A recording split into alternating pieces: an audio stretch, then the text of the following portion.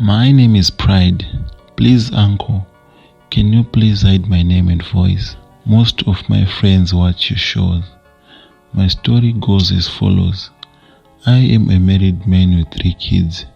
I was a teacher at a private school in Calvania, Northern Cape. I was born on 13 June 1960 in Victoria West, South Africa, and raised at an orphanage home. I was told that I was damned. I was damned by the roadside. Roman Catholic sisters took me to the orphanage home I can't mention. I stayed at the home till I was 18. At that home, when a person reaches the age of 18, he or she will be taught to live so that they manage to look after others. The day after my 18th birthday, they said I was now an adult and I should live on my own. The day was the worst part of my life. I don't have anywhere to go. I don't have relatives. I started to stay on the street. I slept under the bridge. I only have my monarch as a relative. Thanks to the home, they taught us many general skills. I started shoe repairing. I only afford money to buy food. How dirty I was. I last bathed at home 7 months ago. Most people thought I was a thief and I could run away with their shoes. Some thought I was mentally disturbed. Few clients trusted me. I spent 1.5 years living in the streets till a priest of Anglican Church took me to his home. I proceeded with my education. I was trained as a teacher. At the teacher's college, I dated this lady I wanted to marry. After graduation, the lady suddenly betrayed me over a rich person. I was heartbroken. I started to think love is all about fixing each other. To cure my pain, I should marry as earlier as possible. I married a lady I met in church. We moved to Calvania, where I got employed as a teacher at a local school. I met someone who told me that my wife was once a commercial sex worker years back. This caused me to lose more trust in women. I started dating my principal's wife. One day, we were caught pants down. I was fired from the job. My wife tried to divorce me, but I keep on convincing her to forgive me and understand that I wronged her. We moved to Karasburg in Namibia, looking for greener pastures. It wasn't easy as we expected. We started to suffer till I came up with an idea to sell burgers. There was no one doing it in that road. The business started to grow till I opened a canteen in Karasburg. It became one of the biggest in town.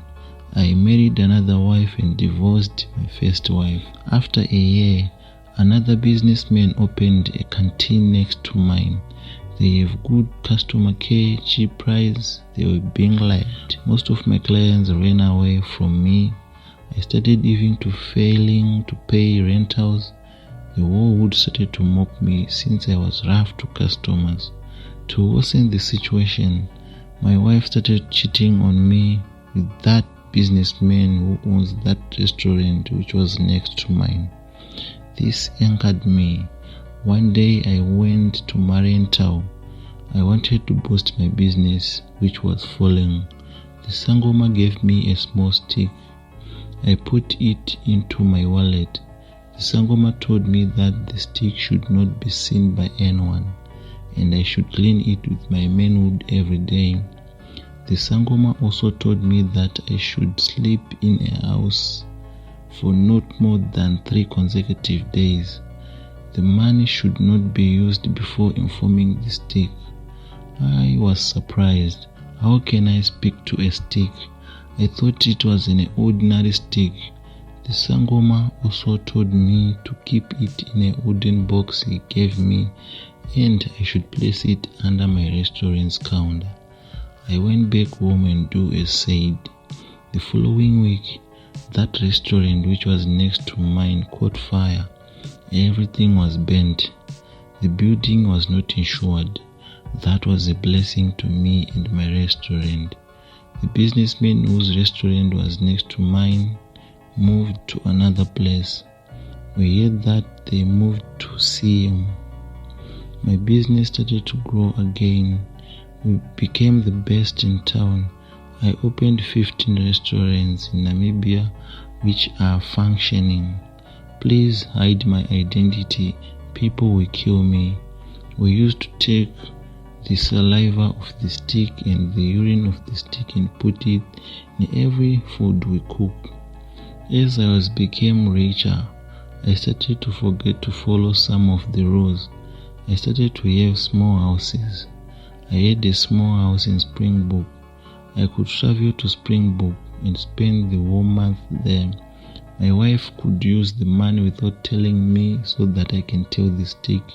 Since I could be available, there was nothing for her to do. I was no longer cleaning the stick. I could sleep in a house for a whole week. At some time, I returned home after spending 3 months with a girlfriend.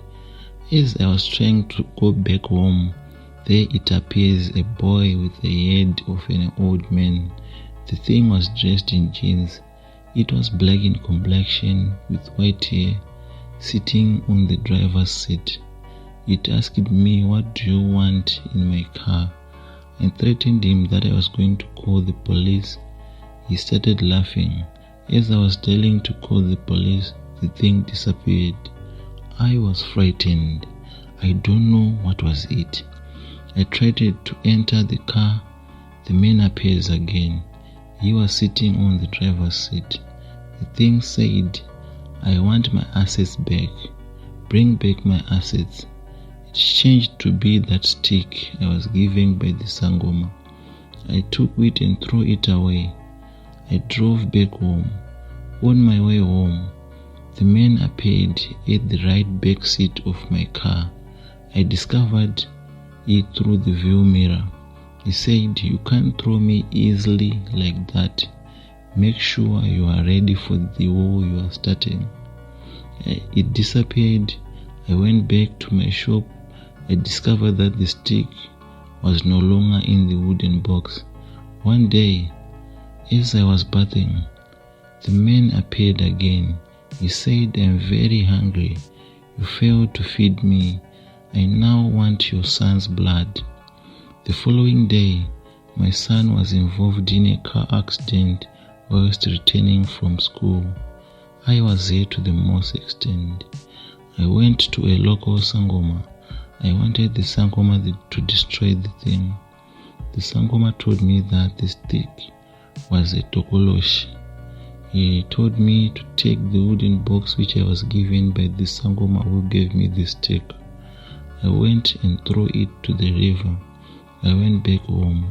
To my surprise, I was shocked to see the wooden box at the store. The thokholoshi appeared that time. It was very angry at that time. I never saw it angry as that before. It said, "Make sure you are ready for the war you started. You can't just throw my shelter like that. Where do you want me to stay?" The following week, my second wife's firstborn became mentally disturbed. We can't contain him. Since up to now, as I speak now, she is in the streets. A month later, I visited another Sangoma in Port Elizabeth. I went back home with him. We took the wooden box. He tried to burn it. The thokholoshi appeared. He slapped the Sangoma. From then, that Sangoma is deaf and dumb. Now I can't drive any car. I can't use any money. I closed all canteens. The thokholoshi wanted to save clients on its own. Whenever I try, I'm being beaten by the thokholoshi.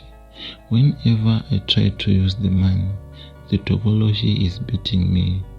We can't stay in our house. We are now renting at a cabin. I can't mention where it is. Failing even to buy food. Of all my worries, what's hitting is that I can't have sex with my wife. Whenever we try, I am being beaten. Every day, the thokholoshi is coming to have sex with my wife. I see it with my eyes. It seems as if my wife is falling with it. I hear her making sounds during night. At some time, I heard her saying, "Welcome, Dad," when the thokholoshi appeared. Whenever I try to seek for help, my wife is discouraging me. I don't know what's wrong with her. My kids are in streets. One was killed. My people, let's appreciate what we have. Pray for a good life to God. Don't use lucky charms. As of me, I consider myself half dead. Please, if there is anyone who can help me, please help me.